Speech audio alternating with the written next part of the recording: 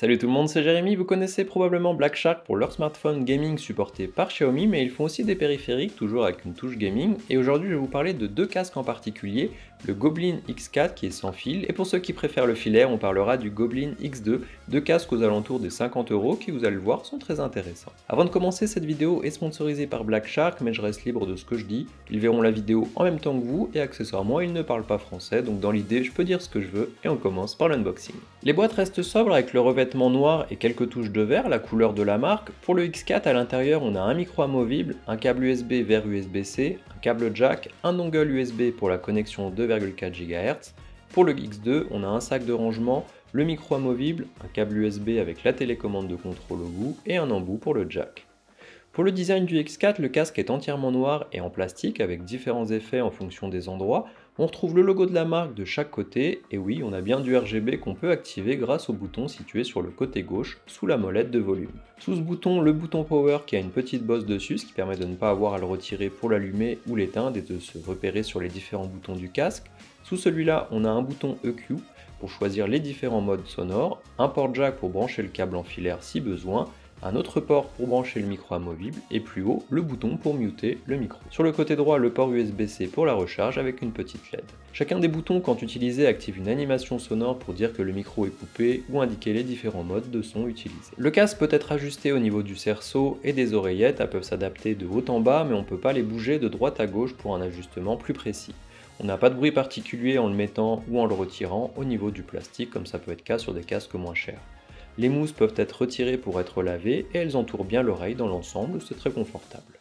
On voit qu'on est sur un casque qui ne coûte pas trop cher au niveau des finitions ou de l'aspect du plastique, mais il reste confortable, ce qui est à mon avis le plus important, à voir bien entendu sur le long terme la solidité des pièces. Ce qui est bien, c'est que si on éteint les LED RGB, on n'est pas non plus trop typé gaming, malgré cette forme un petit peu de casque de chantier, disons qu'on peut l'utiliser dans une réunion Teams pour son travail sans que ça pose problème. Pour le X2, le design est un peu différent et un peu plus ovale. Je trouve les finitions mieux réussies tout en couvrant là aussi bien les oreilles. Les housses des oreillettes ne sont par contre pas amovibles et on a l'impression d'avoir des anneaux tout autour des oreillettes qui pourraient être allumés mais en fait pas du tout. Il est du coup plus sobre que le premier et le système qui tient les oreillettes est aussi plus travaillé car il n'est présent que d'un seul côté. Celui-ci n'a aucun bouton de contrôle au niveau du casque, tout se fait au niveau de la petite télécommande qu'on vient brancher entre l'ordinateur et le casque. Celle-ci permet de régler le volume du son et du micro, d'activer ou non le mode 7.1 ou de couper le son du micro, et bien entendu si on utilise sur un appareil via le port jack directement, on l'utilisera sans cette partie, on perdra l'accès au contrôle. Celui-là passera peut-être moins pour un casque gaming que le premier, ce qui est bien à mon avis, il reste confortable et agréable à porter avec des mousses un peu plus présentes que sur le premier, ce qui permet aussi de couper un peu plus les bruits ambiants.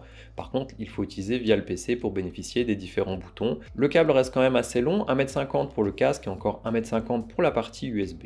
Un point pratique sur les deux modèles, les micros sont détachables, ce qui permet de gagner un peu de place si on n'a pas prévu de l'utiliser, et ça évite d'avoir dans le visage quand on n'en a pas besoin, donc c'est très bien là aussi.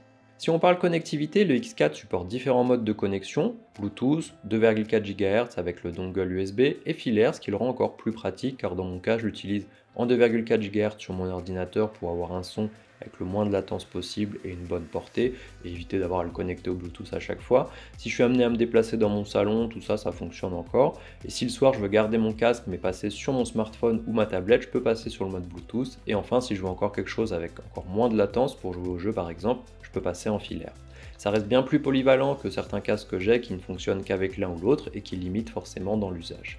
Ici on pourra l'utiliser sur ordinateur mais aussi sur PS4 ou 5 avec le dongle et en filaire sur Xbox ou Switch par exemple. Comme dit avant, pour le X2 on est limité au filaire et plus précisément à de l'USB si on veut profiter de la petite télécommande, mais ça permet aussi de le brancher sur une console qui supporterait de l'USB ou du jack. Pour l'autonomie, le X4 est indiqué comme pouvant tenir 60 heures avec le rétroéclairage éteint. Bon, c'est difficile de vous confirmer précisément cela, dans mon cas j'ai pu l'utiliser toute une semaine de journée dans le cadre de mon travail et un petit peu plus le soir pour faire du montage vidéo, dans mon utilisation perso on va dire, et il a effectivement tenu la semaine. Maintenant est-ce que ça fait 60 heures, c'est difficile à vous dire, mais dans mon utilisation ça va très bien.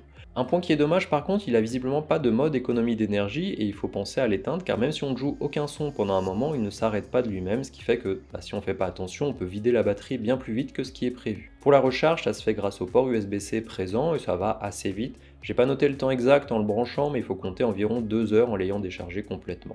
Un autre point négatif ici, quand il est en charge, le casque s'éteint complètement et on ne peut plus l'utiliser. Donc si vous êtes au milieu d'une réunion quand il s'éteint, c'est un petit peu compliqué de devoir se passer de casque le temps qu'il soit suffisamment chargé. Ou tout simplement, si vous avez prévu de vous faire une session de musique ou de jeu, c'est quand même contraignant de devoir attendre que le casque soit complètement chargé pour pouvoir l'utiliser et de devoir trouver une autre solution temporaire.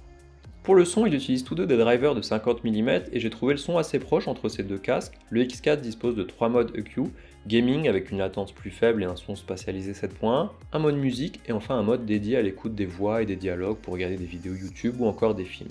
Alors j'ai pas trouvé une différence énorme entre ces différents modes.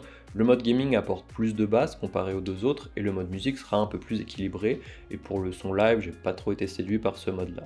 J'ai essayé de tester des sons spatialisés en 7.1 avec, mais j'ai pas vraiment entendu de différence ou l'effet d'avoir vraiment les sons qui venaient de derrière moi, mais d'un autre côté c'est un casque à 50 € donc c'est un petit peu difficile de tout avoir.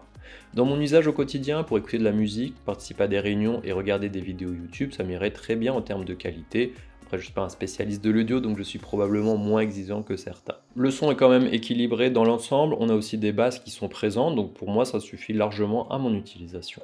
Alors j'ai pas trouvé non plus de logiciel sur le site de la marque qui pourrait permettre d'affiner les paramétrages, il faudra plutôt se tourner sur des logiciels tiers dans ce cas-là. Pour le micro, je vous enregistre cette partie-là avec afin que vous puissiez vous faire une idée de la qualité du X4. On est sur un micro cardioïde qui est censé ne capter que les sons provenant de votre bouche et non pas les sons environnement.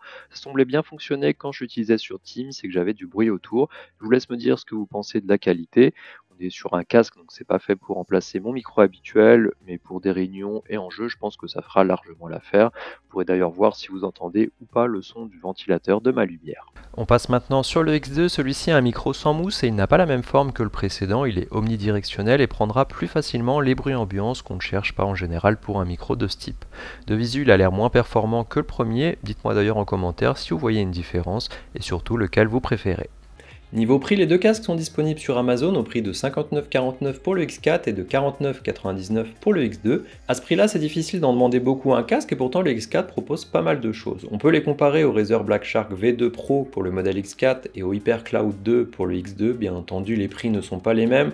Les deux autres modèles coûtent bien plus cher et ces deux modèles Black Shark offrent une alternative plus économique.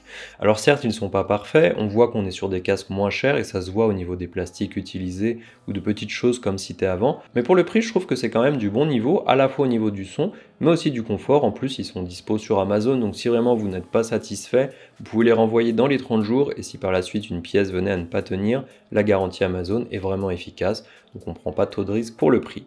Je vous mets les liens dans la description si vous voulez en savoir plus, n'hésitez pas à me dire ce que vous en avez pensé, et on se voit dans la prochaine vidéo.